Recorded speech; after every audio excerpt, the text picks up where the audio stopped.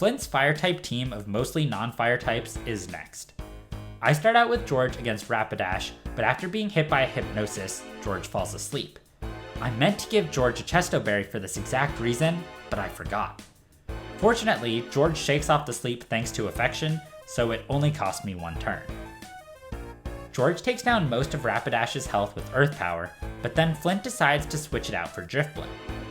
I can't take credit for seeing this switch coming, but coincidentally I was planning on finishing Rapidash off with Ancient Power anyway, which is now super effective against Drifblim, and George gets the stat boost this turn. George gets burned by Will-O-Wisp, which he doesn't really mind since he's a special attacker. 2 Ancient Powers later, George takes down Flint's first Pokemon.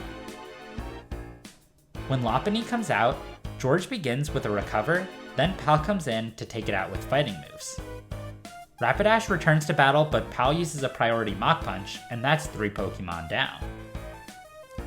Since Flint Steelix doesn't know a ground-type move, I keep Pal in and take it out with a mixture of Flame Wheel and Close Combat. That just leaves Flint's own Infernape, and I use Matthew as a pivot to get George back in on a Thunder Punch. Infernape gets a scary critical hit against George with Close Combat, but George survives to fire off an Earth Power.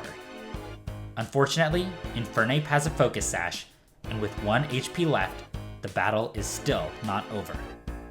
I send out Matthew first, intimidating Infernape, then send in Shauna, who also intimidates Infernape.